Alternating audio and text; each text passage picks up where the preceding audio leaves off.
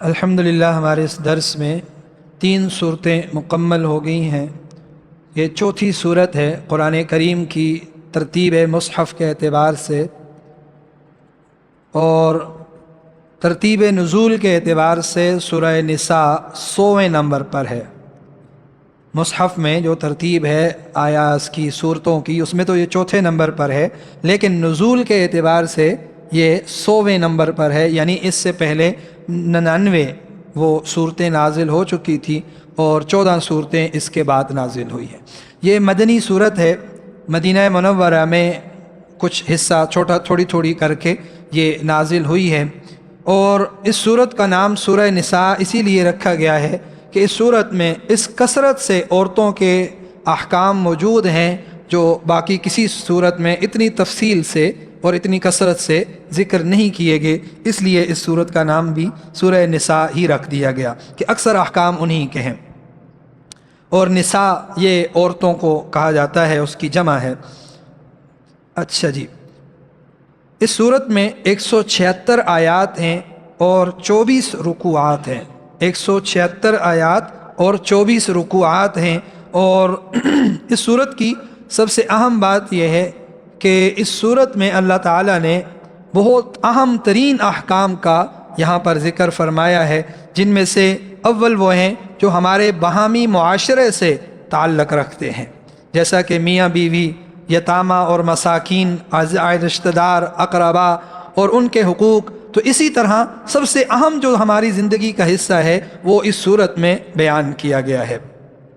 وہ آگے کتنے احکام ہیں وہ ہم آگے تفصیل سے اس میں پڑھیں گے، اجمالاً اتنا ہے کہ وہ باہمی جو معاملات ہیں، بالخصوص میاں بیوی کے، خاندان سازی، تنظیم کے جتنے معاملات ہیں، وہ سب کا ذکر کر کے قرابت کے حقوق کو بہت زیادہ اس میں اہمیت کے ساتھ، تاکید کے ساتھ بیان کیا گیا ہے۔ پھر وراثت کی تقسیم اور میراث کے جو قانون ہیں ان کا ذکر کر کے محرمات کا ذکر کیا گیا ہے، وہ عورتیں جن سے ہمیشہ کے لیے مومن کے لیے، مسلمان کے لیے نکاح حرام ہے۔ اسی طرح بہت سے احکام ہیں، جہاد کا بیان ہے، اور کافروں کا ذکر ہے، جیسے کہ کافروں کی کوئی جو احکام اعمال ہیں برے، ان کا ذکر کر کے ان کی سزا کا ذکر کیا گیا ہے۔ تو اس طرح کے بہت سے احکام اس صورت میں انشاءاللہ آگے آئیں گے۔ اب دیکھیے، ابتداً اس صورت کی جو ابتدا ہے وہ اللہ تعالیٰ نے یا ایھا الناس کہہ کر فرمائی ہے۔ اچھا، اس کا تھوڑا سا پس منظر دیکھ لیجئے۔ یہ صورت تب نازل ہوئی ہے جب غزوہ بدر بھی ہو چکا تھا، سن 2 ہجری، سن 3 ہجری میں غزوہ احد ہو چکا تھا، اور ان دونوں غزوات کے بعد جو سب سے زیادہ معاملات پیش آ رہے تھے یا جو سوالات آ رہے تھے وہ ان لوگوں کے بارے میں تھے جو شہید ہو گئے، انہوں نے بیوہ چھوڑی، انہوں نے اولاد چھوڑی، یتیم بچے چھوڑے، بیوہ عورتیں چھوڑی۔ تو ان کے متعلق جب بہت زیادہ سوالات ہوئے تو اللہ تعالیٰ نے یہ صورت نازل کر کے ان سب کے حقوق کی تعیین کی ہے کہ کون کتنے کا حقدار ہے، کون کس کا وارث ہے، کون نہیں ہے، کس کو کیا کچھ حقوق ملیں گے، اور کن کے حقوق کی تاکید کر کے ان کا اہتمام کرنا ہے، وہ ان کا ذکر پھر اللہ تعالیٰ نے اس صورت میں فرمایا ہے۔ اب اس صورت میں زیادہ تر کیونکہ احکام ہے، جیسے ہم نے ابھی سے پڑھا، اس صورت میں کیا ذکر ہے؟ زیادہ تر احکام کا ذکر ہے، اور وہ احکام جو معاشرتی ہیں، جو دوسروں سے ہمارے متعلق، جیسا میاں بیوی کے آپس کے حقوق، اولاد کے حقوق، یتامہ کے حقوق، رشتہ داروں کے حقوق، وہ سب کے سب اس میں ذکر ہیں۔ تو ان تمام احکام کی ابتداً ایک تمہید باندھی گئی ہے، احکام سے پہلے ایک تمہید باندھی گئی ہے، وہ جو آج ہم نے صورت ایک آیت پڑھی ہے وہ ہے۔ اب آیت کو دیکھیں، اللہ تعالیٰ نے اس صورت کو اور آیت کو شروع کیا ہے، احکام سے پہلے ایک تمہید باندھی ہے، یا ایھا الناس، اے لوگو، چاہے وہ ایمان والے ہیں، چاہے وہ غیر ایمان والے، چاہے مرد ہیں، عورت ہیں، بچے ہیں، بوڑھے ہیں، یہ جو ناس کا لفظ ہے یہ سب کو شامل ہوتا ہے، ہر ایک کو ہے، جو ابھی موجود تھے قرآن کے نزول کے وقت، اس وقت، اور جو قیامت تک آئیں گے، سب کے سب کو خطاب اس ایک لفظ سے اللہ تعالیٰ نے فرمایا ہے۔ اس میں ایمان والوں کی تخصیص نہیں ہے، سب کو حکم ہے، یا ایھا الناس، اے لوگو، اتقوا ربکم، اپنے رب سے ڈرو۔ اتقوا، ڈرو اپنے رب سے، ڈرنے کی وجہ بھی بتائی ہے، کیوں؟ ربکم، وہ تمہارا رب ہے، تمہارا پالنے والا ہے، تمہارے معاملات کا انتظام کرنے والا ہے۔ جب اتنی صفات اس کی ہیں تو پھر اس کا حق بنتا ہے کہ اس کو کیا کیا جائے، اس کی عبادت کی جائے اور اسی سے ڈرا جائے۔ تو اتقوا ربکم، ڈرو اپنے رب سے۔ کون سا رب؟ الذی خلقکم، ایک تو پالنے والا، اور کون پالنے والا ہے؟ الذی خلقکم، جس نے تمہیں پیدا کیا ہے، وہی تمہارا پالنے والا بھی ہے جس نے تمہیں پیدا کیا ہے۔ اب علماء نے لکھا ہے کہ یہ جو اتقوا ربکم کا جو حکم ہے اللہ سے ڈرنے کا، یہ حکم اتنا قوی ہے، اتنا مضبوط ہے کہ اس کے سامنے کوئی قانون، کوئی تعظیم، کوئی تنظیم وہ کارآمد نہیں ہو سکتی۔ دیکھیں معاملات کی بات تھی تو ان معاملات میں کوئی قانون راگو نہیں ہو سکتا، کوئی قانون ایسا دنیا کا نہیں ہے کہ جو لوگوں سے ان کے حقوق دلوا سکے۔ بئی معنی کہ سب سے زیادہ ان حقوق کا دار و مدار وہ ہمدردی پر ہے، خیر خواہی پر ہے، تو اللہ تعالیٰ نے ان سب حقوق کی خیر خواہی اور ہمدردی سکھانے سے پہلے انہیں اپنے رب کا پابند بنایا ہے کہ ایک اللہ کا ڈر ایسا ہے جو تمہیں تمہارے دلوں میں کیا کر دے گا، ہمدردی اور خیر خواہی بنائے گا اور تمہیں ان احکام پر عمل کرنے کے لیے کھڑا کرے گا۔ تو یہ بہترین وہ نسخہ ہے جو شخص یہ چاہتا ہے کہ اس کے تمام اعمال درست ہو جائے، وہ معاملات میں صحیح ہو جائے، تو اسے چاہیے کہ کیا کرے، اللہ سے ڈرنا شروع کر دے، اللہ کا ڈر دل میں پیدا کر دے، تو پھر اسے کسی قانون کا کوئی ضرورت نہیں، اسے کسی جو ہے وہ اداروں کی اور اسی اور ڈنڈے والے کی بھی ضرورت نہیں رہے گی۔ اتقوا ربکم، تقوی کا ڈنڈا ایسا ہے کہ وہ انسان کو ہر برے فعل سے روکنے کی طاقت اور قدرت رکھتا ہے، اللہ کا خوف۔ تو اب اللہ سے کیسے ڈرے، اس بات کا اندازہ اللہ نے آگے اگلی آیات میں، انہی آیات میں، الذی خلقکم، اس کی واحد صفت ایک یہ ہے کہ وہ تمہارا پالنے والا ہے۔ اب دیکھیں میں یہاں پہ نا بڑی عجیب، قرآن کی جب آیات کو آپ تھوڑا سا غور کریں نا تو اللہ نے پہلی چیز بیان کی، یا ایھا الناس اتقوا ربکم، تم اپنے پالنے والے سے ڈرو۔ لیکن ہر فرقہ، ہر نظریے، سوچ والے نے پالنے والے کا جو ذہن ہے نا وہ الگ رکھا ہوتا ہے۔ ہر فرقہ جو نظریہ بدلتے ہیں، ظاہری بات ہے کوئی مسلمان ہے تو یہاں تو مسلم غیر مسلم سب کو ہے، تو وہ سب کے سب اپنے پالنے والا کسی کو بھی سمجھتے ہیں۔ اللہ نے ساتھ ہی دوسری صفت ذکر کی ہے، الذی خلقکم، پالنے والا بھی وہ ذات ہے جس نے تمہیں پیدا کیا ہے۔ یہاں آ کر تمام کی تمام دنیا جو ہے وہ ایک ہو جاتی ہے کہ پیدا کرنے والا دنیا میں اللہ کے سوا کوئی بھی نہیں ہے۔ زمین و آسمان کا پیدا کرنا ہو یا انسانوں کا پیدا کرنا ہو، یہاں پیدائش میں آ کر سب کے سب کہتے ہیں کہ یہ اسی مالک کا کام ہے، اسی آسمانوں والے کا کام ہے۔ یہاں غیر مسلم بھی آ کر کیا ہو جاتے ہیں، اس بات پر متفق ہو جاتے ہیں کہ پیدائش یہ کسی اس کے بس کی بات نہیں ہے، معبود ہی کا کام ہے۔ پھر وہ معبود میں غلطی کرتے ہیں وہ ایک الگ بات ہے، لیکن یہاں آ کر ایک بات پہ وہ سب کے سب متفق ہو جاتے ہیں کہ پیدا کرنے والا وہ معبود ہے، وہی اصل عبادت کے لائق اور رب ہے، اور رب ہونے کے لائق ہے، اور ڈرنے کے، اسی سے ڈرا جائے وہ اس بات کے لائق ہے۔ تو اللہ تعالیٰ نے ربکم کہہ کر پہلی صفت بیان کی آسانی کے لیے کہ جو رب تمہارا پالنے والا ہے، تمہارا انتظام، تمہارے معاملات، تمہاری پیدائش کے بعد تمہارے تمام کے تمام حالات کو سنوارنے والا ہے، تو اس رب سے ڈرنا بھی بنتا ہے۔ الذی خلقکم، وہی رب ہے جس نے تمہیں پیدا بھی کیا ہے۔ کیسے پیدا کیا ہے؟ تین طرح کی پیدائشوں کا ذکر کیا ہے۔ من نفس واحدہ، ایک نفس سے۔ کس سے پیدا کیا ہے؟ ایک نفس سے۔ وَخَلَقَ مِنْهَا زَوْجَهَا، دوسری قسم پیدائش کی کہ اس نے پیدا کیا ہے اس میں سے، اسی نفس واحد میں سے، زوجہا، اس کی زوجہ کو، اس کی بیوی کو۔ اور وَبَثَّ مِنْهُمَا رِجَالًا كَثِيرًا وَنِسَاءً، اور تیسری صورت یہ ہے کہ وہ اس سے اللہ تعالیٰ نے مرد اور عورت کے ملاپ سے اللہ نے آگے بہت سارے مرد اور عورتوں کا پھیلایا ہے۔ یہ تین طرح کی پیدائشیں ہیں۔ اب دیکھیں پہلی جو پیدائش ہے، من نفس واحدہ، بے جان سے جاندار کو پیدا کرنا۔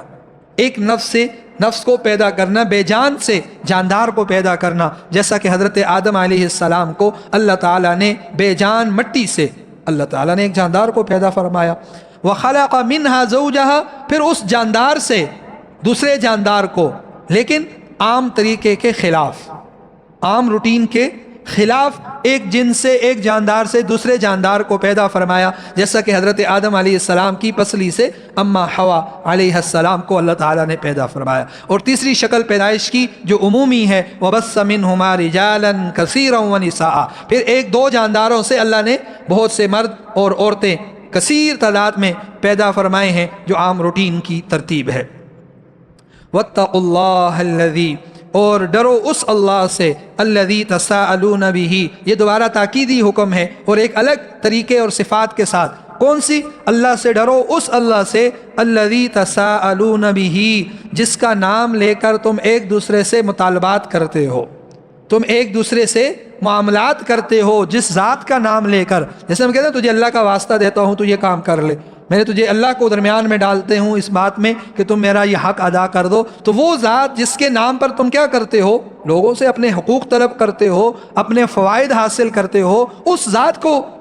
تو اس ذات سے ڈرو۔ والارحام، اور خصوصی طور پر ڈرو اس ذات سے، اور خصوصی طور پر ڈرو قرابت داری کے معاملے میں۔ واتقوا اللہ، اور اللہ سے ڈرو کس کے معاملے میں؟ والارحام، اپنے قریبی رشتہ داروں کے معاملے میں بھی ڈرو، قرابت سے بھی۔ اور قرابت کو الگ سے اللہ تعالیٰ نے پہلے تو لوگوں کو ذکر کیا، عمومی ہے کہ عام لوگوں کے حقوق کی ادائیگی میں اللہ کا ڈر پیدا کرنا، لیکن ان عام لوگوں میں سے بھی کچھ لوگ ایسے ہیں جن کا حق مزید بڑھ جاتا ہے کسی نسبت کی وجہ سے، رشتے کی وجہ سے، اس کی وجہ سے بھی کیا کرنا، تم اپنے ان رشتہ داروں کے حقوق کا زیادہ خیال کرنا۔ والارحام، الگ سے اللہ نے اس کے لیے خصوصیت کی کہ اسے تمہارے ساتھ ایک خصوصی تعلق ہے، اور اس تعلق کی بنیاد پر کیا کرنا، ارحام کے ساتھ، رشتہ داروں کے ساتھ معاملات میں اللہ سے ڈرتے رہنا۔ اچھا، اس میں ایک چیز اور یاد رکھیں کہ اللہ تعالیٰ نے جہاں اپنی ذات سے ڈرنے کا حکم دیا ہے، وہاں ایک اور ساتھ وجہ بیان کی ہے کہ لوگوں کو معاملات میں، ایک دوسرے کے حقوق میں بہت زیادہ اللہ سے ڈرنا چاہیے۔ اور اللہ سے ڈرنے کے بعد ایک اور چیز یاد رکھنی چاہیے، وہ کیا ہے کہ ہم سب ایک ہی نفس کی اولاد ہیں۔ ہم سب کیا ہیں؟ ہم جیسے نا کسی بہت کوئی لڑائی یا جھگڑا ہو اور ان کو جب یہ کہا جائے کہ تم ایک باپ کے ہو کر ایسا کرتے ہو، تو اس میں کیا ہوتی ہے، یہ تو تمہارا بھائی ہے، یہ تو تمہارا سگا ہے، تو وہ جو سگا اور بھائی کے لفظ ہوتے ہیں وہ کیا کرتے ہیں، فوراً دل میں ایک محبت کا دائیا پیدا کرتے کہ یار وہ میرا بھائی ہے، وہ میرے باپ سے ہی پیدا ہوا، میری ماں ہی سے پیدا ہوا۔ اب اس میں سارے حقوق آ گئے، چاہے باپ کی طرف کے ہوں رشتہ دار یا دونوں سے ہوں، مثال سگی اولاد ہے، سگے بھائی ہیں، یا ماں کی طرف سے ہو یا باپ کی طرف سے رشتے ہیں، یا جیسے کہ یہ آیت اللہ کے نبی صلی اللہ علیہ وسلم خطبہ نکاح میں پڑھا کرتے تھے،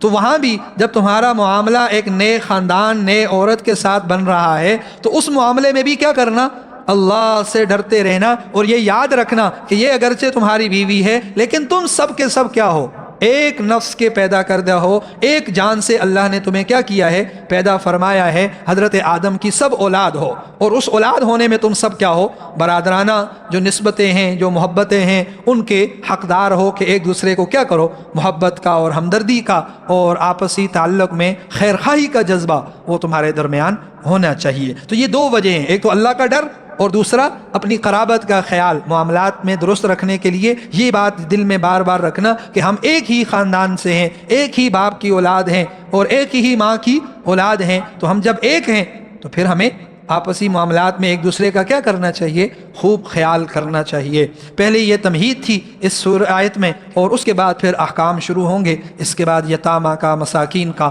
اور پھر آگے چل کر عورتوں کے بہت سارے حقوق کا ذکر آئے گا جو آئندہ دروس میں انشاءاللہ ہم دیکھیں گے۔ ایک مرتبہ ترجمہ پھر دیکھ لیں۔ یا ایھا الناس، اے لوگو اپنے رب سے، یا ایھا الناس، اے لوگو، اتقوا ربکم الذی خلقکم، ڈرو اس رب سے جو پالنے والا بھی ہے، اور وہ رب ایسا رب ہے جس نے تمہیں پیدا کیا ہے من نفس واحدہ، ایک جان سے، اور اسی نے تم کو پیدا کیا ہے، جو اسی سے اس نے تمہارا جوڑ پیدا کیا، وَبَثَّ مِنْهُمَا رِجَالًا كَثِيرًا وَنِسَاءً، اور انہی دونوں میں سے اللہ نے بہت سے مرد اور عورتیں پھیلائی ہیں۔ وَاتَّقُوا اللَّهَ الَّذِي، اور تم ڈرو اللہ سے، اس اللہ سے جس کا نام لے کر تم ایک دوسرے سے سوال کرتے ہو، مطالبات کرتے ہو۔ وَالْأَرْحَامَ، اور قرابت سے ڈرو، قرابت کے حقوق میں، ان کے معاملات میں اللہ سے ڈرو۔ ان اللہ کان علیکم رقیبا، بے شک اللہ تعالی تم پر نگہبان ہیں، رقیب ہیں، اطلاع رکھتے ہیں، تمہارے اعمال سے کیا ہیں، واقف ہیں۔ تو جب اللہ ہر عمل سے واقف ہیں تو پھر ہر عمل کو کس کے لیے کیا جانا چاہیے، اللہ کے لیے ہی، اور اللہ ہی سے ڈر کر کیا جانا چاہیے کہ اللہ تعالیٰ ہر عمل سے باخبر ہے، وہ اچھے عمل کا اچھا بدلہ اور برا عمل کیا تو اس کا برا بدلہ دیں گے، کیونکہ وہ سب جانتے ہیں۔ تو اسی طرح اللہ کی ذات کا دھیان اللہ کی ذات کا ہر وقت اپنے اس میں استحضار یہ پیدا ہو جائے تو پھر انسان کو ہر معاملے میں صحیح معنوں میں صحیح راستے پر چلنا آسان ہو جاتا ہے۔ تو اس لیے اللہ کی ذات کی معرفت، اللہ کی پہچان اور اللہ کا استحضار وہ بار بار اپنے دل میں زندہ کرنا، اللہ کے ذکر کے ساتھ اللہ کی صفات میں، اللہ کی مخلوقات میں غور و فکر کر کے اللہ کی ذات کا بار بار کیا کیا جائے، استحضار دل میں پیدا کیا جائے۔